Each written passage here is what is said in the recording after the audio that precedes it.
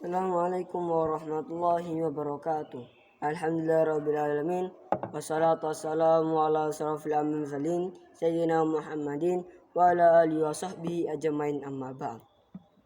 Yang saya hormati Abiyani Fdanumida selaku pengasuh pesantren Surakam Laraiba Anfida, dan yang saya hormati juga Dewan Guru MTS SMA Al-Quran Laraiba Anfida, dan yang saya cintai keluarga saya dan saudara-saudara saya dan teman-teman saya yang sedang berbahagia.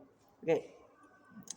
Pada pagi kali ini saya akan mempresentasikan peta imajinasi saya pelajaran IPA tentang perkembangbiakan generatif angiospermae.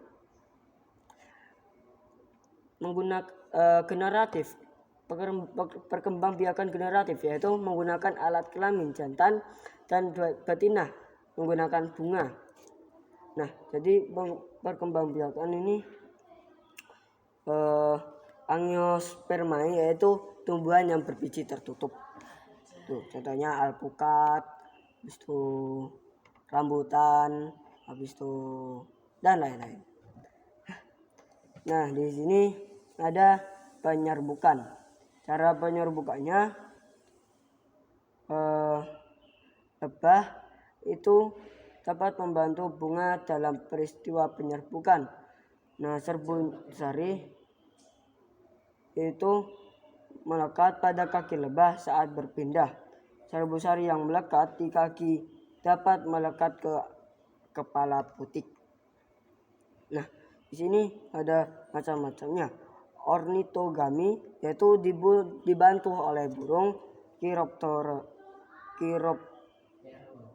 Chiropterogami yaitu gani dibantu oleh kelelawar. Antropogami dibantu manusia. Anemogami dibantu oleh angin, dan yang terakhir entomogami dibantu oleh serangga. Nah, di sini ada juga pembuahan serbuk sari. Serbuk sari itu memiliki inti vegetatif dan inti generatif. Serbuk sari akan menyerap air dan berkecambah membentuk bulu serbuk sari. Nah, jadi di sini itu jadi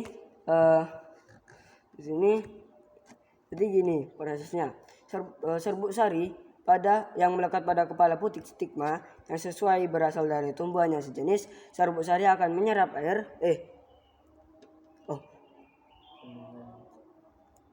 dan berkecambah membentuk bulu serbuk sari. Nah, jadi bulu serbuk sari ini tumbuh dan bergerak menuju bakal buah melalui tangkai putik. Inti sel generatif di dalam bulu serbuk sari akan membelah menjadi dua. Dua inti sel generatif tersebut akan berkembang menjadi dua inti sel sperma.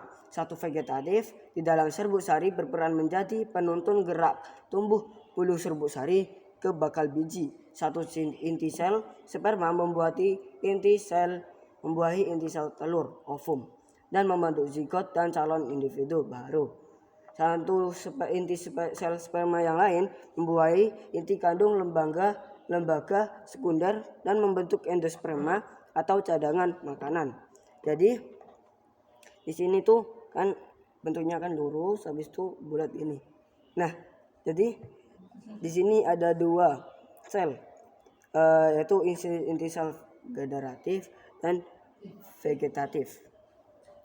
Nah, yang vegetatif ini itu menuntun generatif untuk menuju ke bawah, habis itu naik gitu ke bulatnya yang bawah tadi itu. Nah, habis itu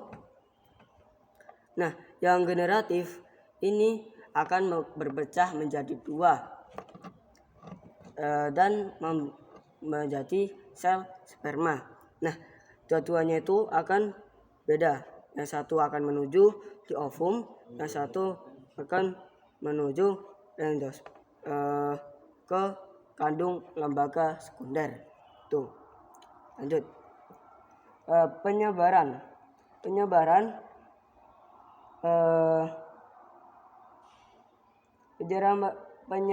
biji yang jauh dari induknya. Nah, penyebaran biji yang jauh dari induk akan meningkat peluang biji untuk tumbuh dan berkembang dengan baik menjadi individu baru.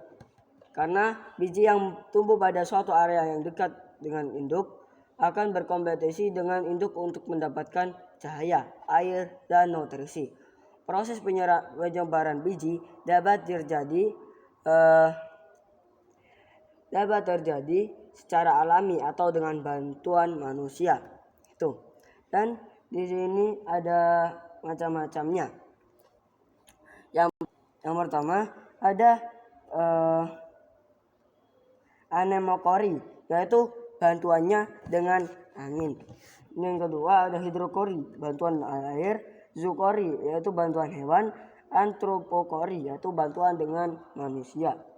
Dan yang terakhir ada perkecambahan dormansi, yaitu peristiwa saat biji mengalami masa istirahat dan berakhirnya masa dormansi biji, yaitu ketika biji mulai tumbuh menjadi tumbuhan baru yang disebut dengan tahapan perkecambahan. Oke.